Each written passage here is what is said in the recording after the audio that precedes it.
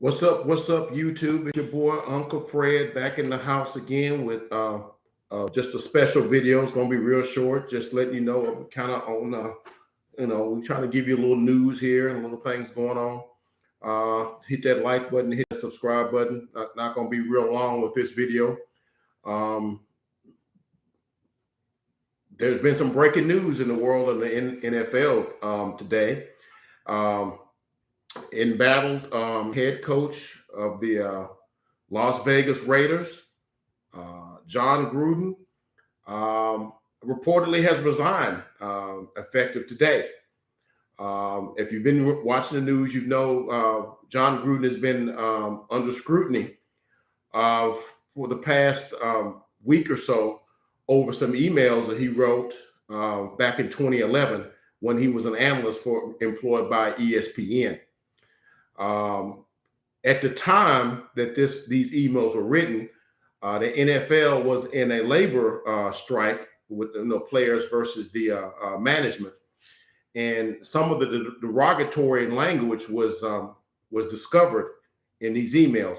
Now, the emails were uncovered due to a investigation that was being done into the Washington then Redskins, but now Washington football teams, that due to some alleged hostile workplace charges that had been filed against the Washington football team at the time, Washington Redskins at the time, I should say.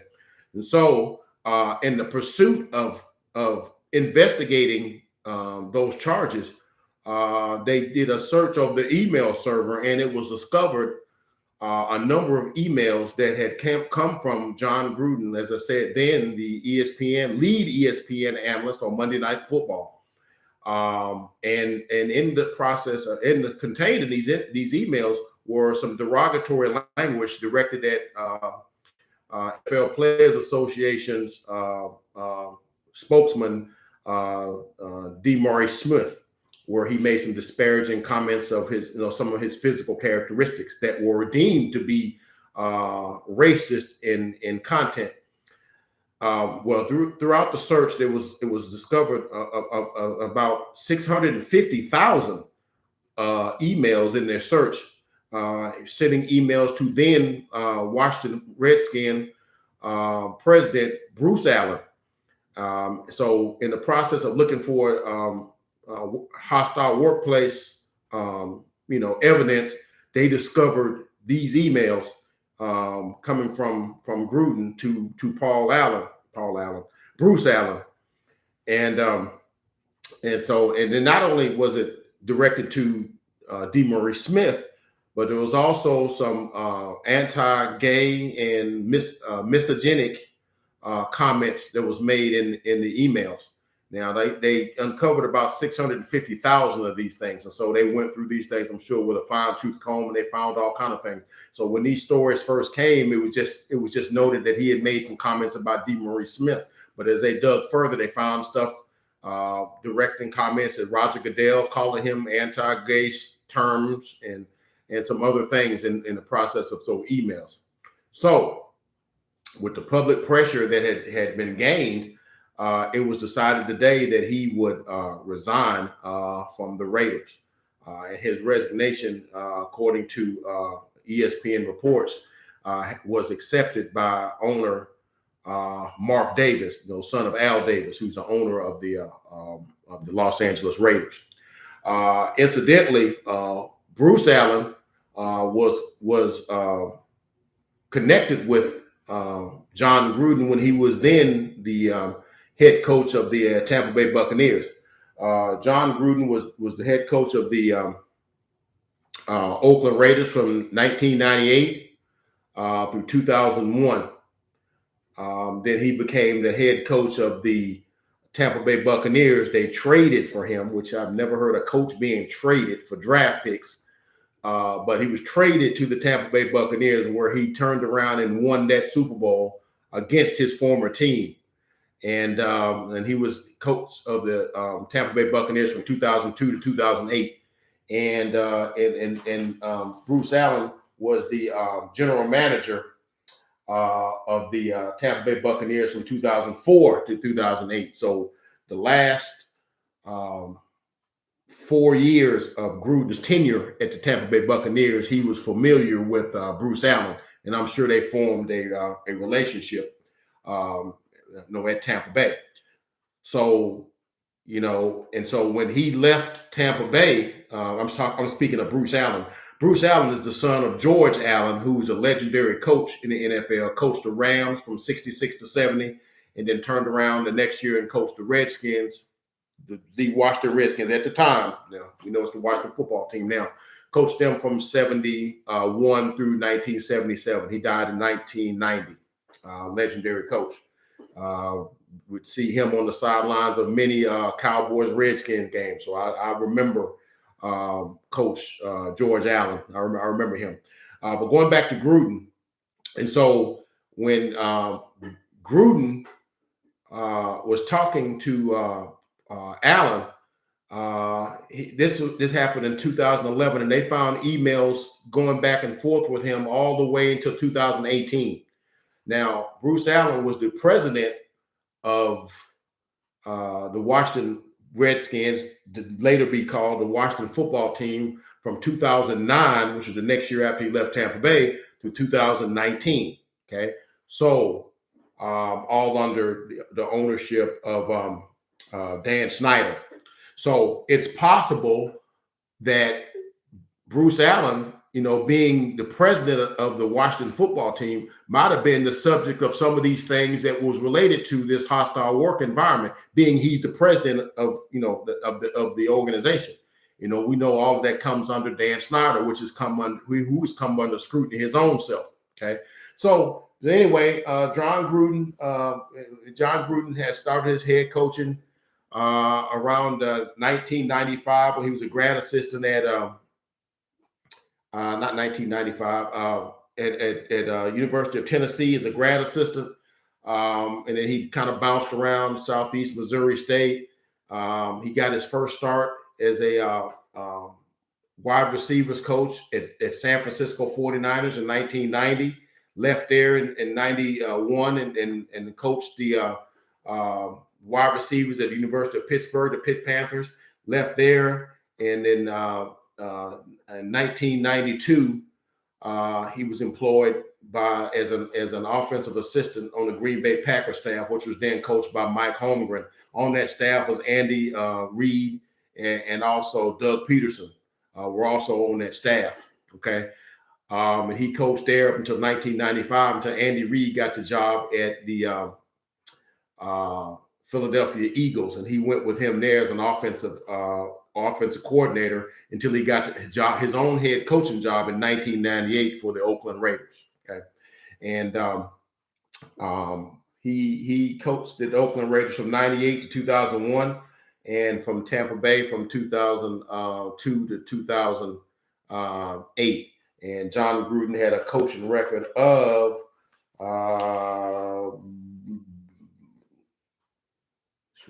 I think it's 117 and 112. He was 60 and 57 with the Raiders in 8 years. And in 6-7 years with the Tampa Bay, he was 57 and 55. So he's basically a 500 coach. We do know in 2018, he left ESPN and signed a 10-year, $100 million contract to rejoin the Oakland Raiders. And we do know that in a couple of years, they left and moved to Las Vegas. And then they just opened their new facility this year, okay, in Las Vegas. So, I don't know what, you may think of that, but that's the news of the day. And, people got to start understanding. I know some people might be thinking about, well, what's the big deal? He's sending an email, which is supposed to be a private conversation to somebody. And, now he, is under scrutiny for that. And, and on surface, that does make sense. But because, you might think, that, where do we stop? If you start, scrutinizing emails, do you start looking at people's texts? and messages they send to people and phone conversations and things of that nature. Things that we tell people that we wouldn't necessarily say in public. Okay. The only thing I have to say about that, is that when you start using company uh, electronic equipment, so that kind of changes the game, so to speak. So if George Allen, Bruce Allen was using Washington football team, Washington Redskins email servers to send these emails back and forth to Gruden, then that becomes the public property of the Washington football team. So that means it can be, if an investigation comes, they can look at those emails. So when you work for somebody, and you using their equipment, you're using their servers, you're using their emails, you're using their text messages, their instant messages or whatever, you surfing the web on their computers, they have a right to go through and look at your search histories and what you looked at and what you searched for and stuff you downloaded. So certainly if you send emails to people, and if there comes an investigation of any sort, they have the right, because that server and all of that stuff belongs to them. So, I do understand the right of privacy and things of that nature. I do get that, but as it relates to using that sort of stuff, and what it all came down to is that the NFL and Players Association were in a lockout, and he was upset that DeMaurice Smith was not doing what he wanted him to do to kind of get the process sped along, so that the relations could be done and the league could get back to work. And so because he was upset with DeMaurice Smith, he started making comments about some of his physical characteristics. And I'm not going to get into what it was, but it was, if you wanted to look at it from that perspective, it could be deemed racial. And DeMaurice Smith is an African-American man, in case you did not know. Okay. And it was also some language that the commissioner, Roger Goodell, was putting pressure on Jeff Fisher, who was the then coach of the Los Angeles Rams, to draft a homosexual man who at the time was Michael Sam. So it was said that, and it was used in the terms of a derogatory term to describe Michael Sam. Okay. And he said that, the NFL and Roger Goodell should not be pressuring Jeff Fisher to draft this guy. And of course, I said the Los Angeles Rams. I'm incorrect. It was the St. Louis Rams at the time. Okay. And so there were some other things that was listed in them, because, like I said, they picked up over 650 emails, 650,000 emails. So it's no telling. And they looked at these emails from like 2011 to like 2018. These emails was going back and forth. So they collected emails for like 7 years. And they went through these emails and they found some things. And I guess they kept digging, they found more things. And as the pressure grew and public outcries, were going on, that they had a mutual meeting of the minds and decided that John Gruden would resign. Now, I don't know what would have become of the contract that he signed. As I told you, as reported, he signed a 10-year, $100 million contract with the Oakland Raiders. I want to call them Los Angeles Raiders because they were the Los Angeles Raiders. Then they went back to Oakland. Now they moved to Las Vegas. So they're kind of all over the place. So that's why sometimes I call the Chargers the San Diego Chargers, because they were in San Diego. So sometimes I have to keep reminding myself that they're not in San Diego anymore. They're in Los Angeles. Okay. But he signed that 10-year contract with them. So if it is this guaranteed, and usually the way those contracts work, that if you quit, which means quit is another term for resigning, then is that contract guaranteed? Now he's, performed like 3 years and like 5 games of said contract.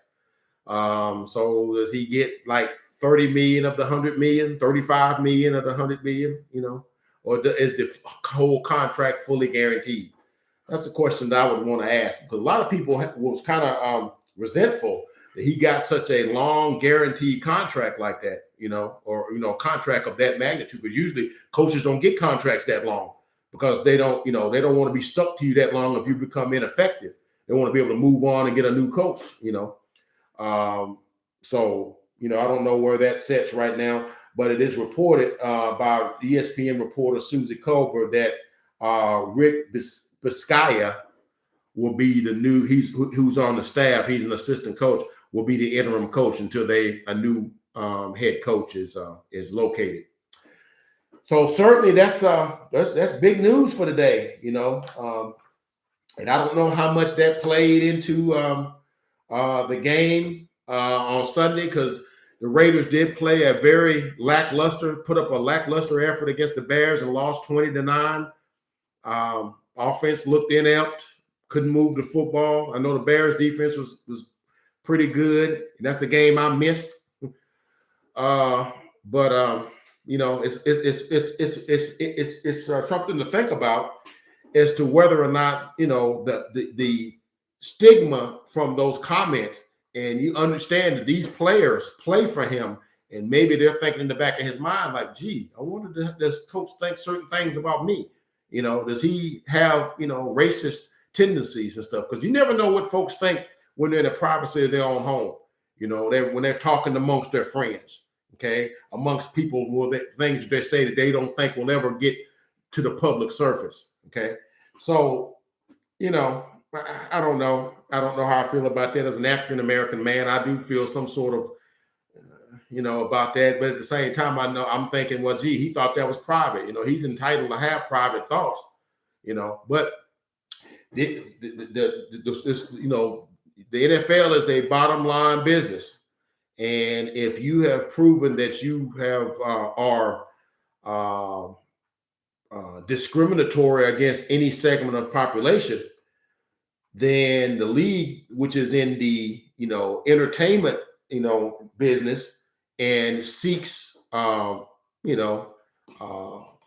consumers of all races, colors, sexual orientations, religions, in order to sell their products to, and you've proven that you are disparaging to a segment of that population, then it's like, well, you're going to make it hard for us to obtain consumers from said demographic. So that's what it all comes down to. It's always about the bottom line is always the money. And so and maybe, John Gruden with his comments, maybe the NFL, put pressure on the Raiders to say, hey, man, this guy's not good for business anymore. You might want to, cut ties with him. And maybe then they came to a mutual agreement that he would retire. Okay, so he did issue a statement. I'm going to read what his statement was. I mean, you can tell me what you think it was, what you think it is. His statement was, I